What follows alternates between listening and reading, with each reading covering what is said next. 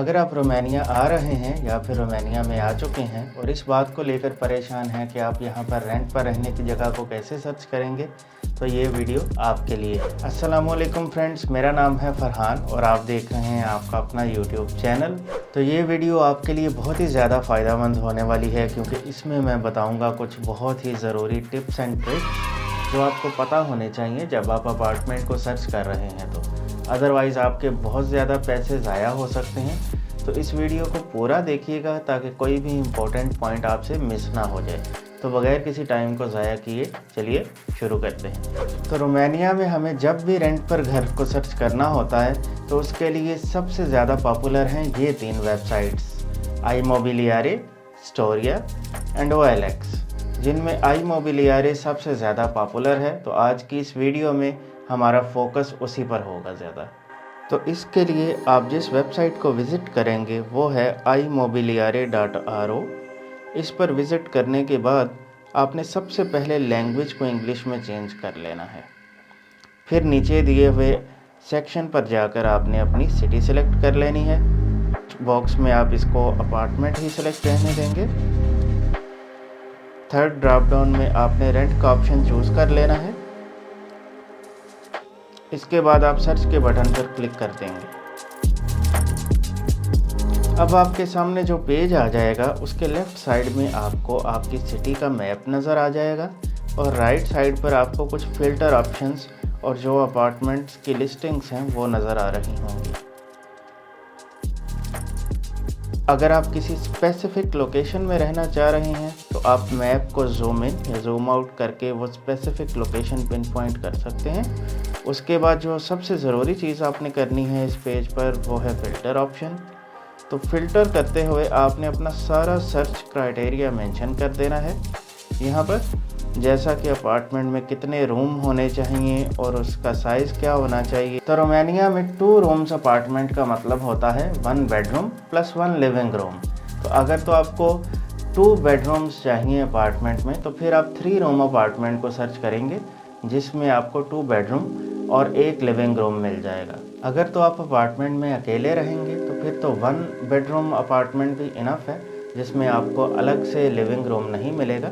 लेकिन अगर आप ये इरादा रखते हैं कि आपकी फैमिली भी फ्यूचर में आपको ज्वाइन करेगी तो फिर आपको एटलीस्ट 2 बेडरूम अपार्टमेंट को सर्च करना चाहिए, क्योंकि याद रखिएगा जब आप इमिग्रेशन ऑफिस में अपनी फैमिली को इनवाइट करने के लिए अप्लाई करेंगे तो वो ये चीज़ भी देखते हैं कि जो आपके रहने की जगह है क्या वो उन सारे मेंबर्स को अकोमोडेट कर पाएगी या नहीं जिनको आप इनवाइट कर रहे हैं। तो इस चीज़ का भी आपको ख्याल रखना बहुत ज़रूरी है। इस वेबसाइट पर आपको जो भी एड्स नज़र आ रहे हैं वो या तो किसी डीलर ने लगाए होंगे या फिर उस अपार्टमेंट के ओनर ने खुद से लगाए होंगे।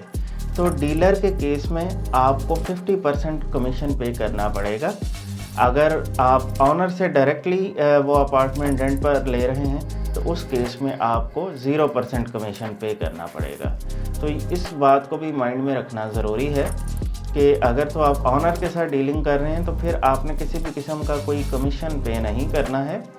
और डीलर के केस में फॉर एग्ज़ाम्पल अगर आप का जो अपार्टमेंट है वो 400 यूरोस पर मंथ उसका रेंट है तो फिर आपको 200 यूरोस जो हैं वो 1 टाइम उसको पे करना होंगे एज ए कमीशन। तो कई लोग प्रेफर करते हैं कि वो डीलर को कमीशन नहीं पे करना चाहते, तो फिर वो फ़िल्टर ऑप्शन में 0% कमीशन वाले जो अपार्टमेंट हैं उनको ही सेट कर देते हैं ताकि वही अपार्टमेंट उनको शो होते हैं सर्च में जिनके ऊपर 0% कमीशन है। और इसका मतलब यही होता है कि वो जो अपार्टमेंट हैं वो ऑनर ने डायरेक्टली लगाए हैं, किसी डीलर को बीच में इन्वॉल्व नहीं किया। आप नोटिस करेंगे कि जो लेफ़्ट साइड पर मैप है वो भी इस फिल्टर के अकॉर्डिंग अपडेट हो गया है और जो राइट साइड पर अपार्टमेंट आ रहे हैं वो भी उस क्राइटेरिया के अकॉर्डिंग ही शो हो रहे हैं। तो अब आप इन दोनों साइट्स को यूज़ करते हुए जो भी अपार्टमेंट आपको इंटरेस्टिंग लगे आप 1 बाय 1 उसका लिंक ओपन कीजिए और उसकी डिटेल्स चेक कर लें। जैसा कि सबसे पहले आप इस अपार्टमेंट का रेंट देख लें कि इसका रेंट कितना है। रेंट के बारे में एक बात मैं बताता चलूँ कि जो 1 बेडरूम अपार्टमेंट है वो नॉर्मली आपको 350 यूरोस तक का पड़ता है अगर आप अच्छी कंडीशन का अपार्टमेंट लेना चाह रहे हैं। और जो 2 रूम्स अपार्टमेंट है वो अराउंड 400 से 500 यूरोस पर मंथ तक आपको मिलेगा, डिपेंडिंग ऑन दी कंडीशन। तो रेंट चेक करने के बाद अगर आपको लगता है कि ये आपकी रेंज में फ़िट हो रहा है तो फिर आप इस अपार्टमेंट की पिक्चर्स को देख लीजिए।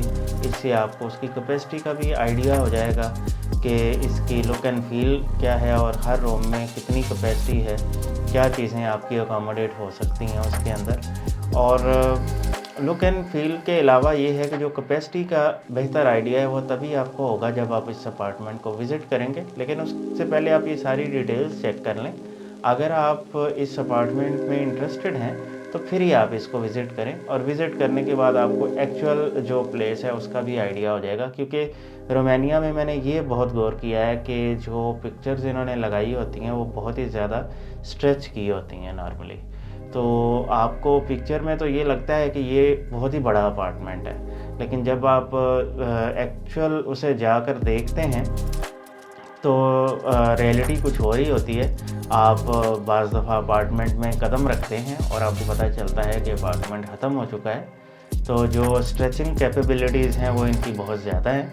तो इसलिए आपको थोड़ा सा मुहतात होना ज़रूरी है। कभी भी उस अपार्टमेंट को विज़िट किए बगैर अपनी डील को फ़ाइनल नहीं करें। वंस आप अपार्टमेंट में इंटरेस्टेड हैं तो उसके बाद उसे विज़िट करें और अच्छी तरह देखने के बाद ही अपनी डील को फाइनल करें। आप एक चीज़ नोट कर रहे होंगे कि इस वेबसाइट पर सारी डिटेल्स रोमानियन लैंग्वेज में है। तो एक और भी ये इम्पॉर्टेंट बात है कि जब भी आप रोमानिया में कोई चीज़ सर्च करते हैं तो वो आपको इंग्लिश में कम ही मिलती है। सर्च रिज़ल्ट में आपको रोमानियन में ही सर्च करना पड़ती है, सर्च इंजन में भी।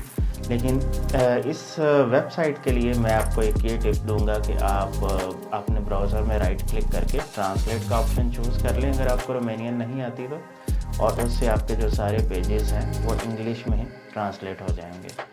तो इसके बाद आप जो उस अपार्टमेंट की डिस्क्रिप्शन है उसको अच्छे तरीके से रीड कर लीजिए, क्योंकि डिस्क्रिप्शन के अंदर जो ऑनर है उसने अपनी एक्सपेक्टेशंस मेंशन की होती हैं। आपको अपार्टमेंट के बारे में भी बताया होता है और आपको कितने माह की वारंटी पे करना पड़ेगी और इस अपार्टमेंट के अंदर क्या क्या फैसिलिटीज़ हैं, हीटिंग की क्या कंडीशन है। देखें, अगर तो आप समर में आ रहे हैं तो फिर तो आपको हीटिंग की टेंशन नहीं है उस अपार्टमेंट में, लेकिन उस अपार्टमेंट की हीटिंग अच्छी होनी चाहिए क्योंकि विंटर में आपको हीटिंग की ज़रूरत पड़ेगी।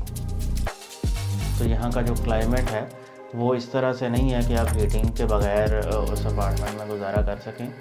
और अगर इन केस के आपका अपार्टमेंट इस तरह का है कि जिसमें हीटिंग कंडीशंस इतने अच्छे नहीं हैं तो फिर आपको एक अलग से एक्सटर्नल हीटर बाय करना पड़ेगा अपने लिए, जो कि अपने आप में एक अलग से एक्सपेंस। अब आप ये देखें कि जितना अपार्टमेंट आपके लिए ज़रूरी होता है उतनी ही उसकी सराउंडिंग भी आपके लिए बहुत ज़रूरी होती है।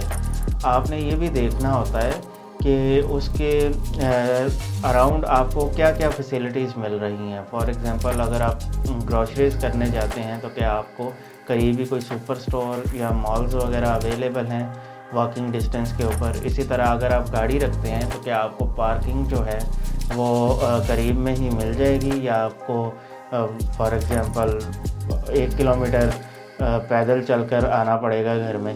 तो ये चीज़ें भी मैटर करती हैं, लेकिन ये पर्सन टू पर्सन भी वेरी करती हैं। कुछ पर्सन हैं जो प्रेफर करते हैं कि वो थोड़ा सा सोसाइटी और रेजिडेंशियल कम्प्लेक्सेस को लाइक करते हैं और वो ज़रा शोर शराबे से थोड़ा दूर रहना चाहते हैं। तो उस केस में फिर गाड़ी एक ज़रूरत होती है।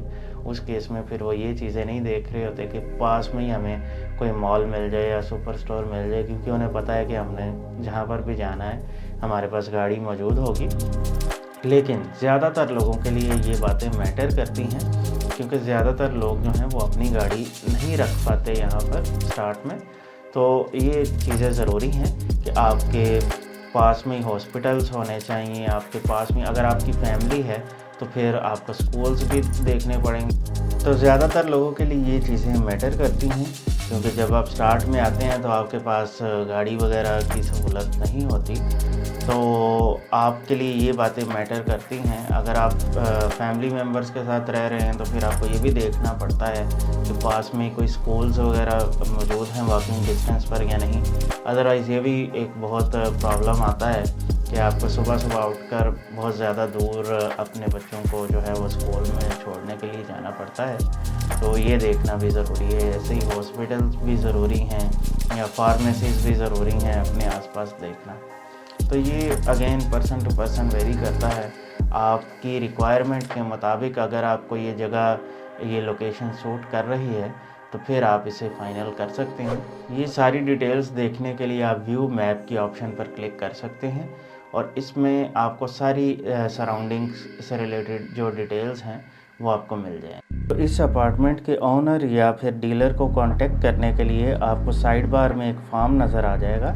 आप इसको फिल करके भी उन लोगों को मैसेज भेज सकते हैं या फिर आप जो है उनका मोबाइल नंबर डायरेक्टली इस वेबसाइट पर देख सकते हैं और उस पर मैसेज या कॉल कर सकते हैं। तो कॉल करने के बाद आपने उनको बताना है कि आपको ये अपार्टमेंट अच्छा लगा है और आप इसे विज़िट करना चाह रहे हैं। इस हवाले से आप कोई एक दिन मुकर्रर कर लें और उस दिन पर जाकर आप उस अपार्टमेंट को देख लें। बाज़ दफ़ा ऐसा भी होता है अगेन कि आपको पिक्चर्स में तो एक जगह बहुत अच्छी लगती है पर जब आप जाकर विज़िट करते हैं तो वो जगह आपको बहुत ही तंग सी महसूस होती है या फिर आपको कोई और चीज़ अच्छी नहीं लगती उस एरिया में। तो विज़िट करना बहुत ज़रूरी होता है। अपार्टमेंट विज़िट करने के बाद अगर तो आपको वो अपार्टमेंट अच्छा लगा है और उसकी सराउंडिंग्स भी पसंद आई हैं तो फिर आपको एक फ़ाइनल स्टेप करना होता है जो कि है रेंटल एग्रीमेंट का। तो फिर आप ऑनर के साथ एक रेंटल एग्रीमेंट साइन कर लेते हैं। उसको आप एडवांस पेमेंट और वारंटीज़ वगैरह पे करने के बाद जो कीज़ हैं अपार्टमेंट की वो ऑनर आपको हैंड ओवर कर देता है और इस तरह से आपकी एक डील फाइनलाइज हो जाती है। जो रेंटल एग्रीमेंट है उसकी एक कापी ऑनर अपने पास रख लेगा, एक कापी आपको मिल जाएगी जो आप अपने पेपर वर्क में फिर यूज़ कर सकते हैं। वीडियो में आगे बढ़ने से पहले जिन लोगों ने अभी तक इस चैनल को सब्सक्राइब नहीं किया, kindly do subscribe the channel, क्योंकि इस चैनल को आगे बढ़ाने के लिए आपका सब्सक्राइब करना बहुत ज़रूरी है। और दूसरी बात ये कि हर आने वाली वीडियो का नोटिफिकेशन भी आप तक पहुंचता रहेगा। तो आई मोबिलियारे के बाद मैं अगली जो 2 वेबसाइट्स के बारे में बताऊंगा उनके बारे में मैं एक मुख्तसर सा आपको एक आइडिया दूंगा, क्योंकि मेन जो चीज़ें हैं वो हमने आई मोबिलियारे में डिस्कस कर ली हैं। तो अब मैं आपको बस ये बता दूंगा कि स्टोरिया में और OLX में आप किस तरह से एड्स को सर्च कर सकते हैं। तो नेक्स्ट वेबसाइट है storia.ro। इसके होम पेज पर आप अपना सारा सर्च क्राइटेरिया बता देंगे, जैसा कि आपकी सिटी का नेम और आपकी बाकी रिक्वायरमेंट्स। उसके बाद आप सर्च करेंगे। नेक्स्ट पेज पर आपको मैप और एड्स की लिस्टिंग शो हो जाएगी। आपको जो भी ऐड अच्छा लगे आप उस पर क्लिक कर सकते हैं और उस अपार्टमेंट की डिटेल्स को देखकर ऑनर से कांटेक्ट कर सकते हैं। लास्ट में मैं बात करूंगा OLX.ro वेबसाइट की। तो अगर तो आपको रोमानियन लैंग्वेज नहीं आती तो फिर मैं आपको ये वेबसाइट प्रेफर नहीं करूंगा। इस वेबसाइट में आपको रोमानियन में अपार्टमेंट की रिक्वायरमेंट्स टाइप करना पड़ेंगी। सर्च करने के बाद आपको एड्स की लिस्टिंग शो हो जाएगी। आपको जो भी ऐड अच्छा लगे आप उस पर क्लिक कर सकते हैं और उस अपार्टमेंट की डिटेल्स को देखकर ऑनर से कांटेक्ट कर सकते हैं। In the next video, I will talk about what things to consider before renting a place in Romania। और जब आप अपना एड्रेस चेंज कर रहे हैं तो बाय लॉ आपकी क्या ऑब्लिगेशंस हैं वो सारी बातें मैं आपको बताऊंगा।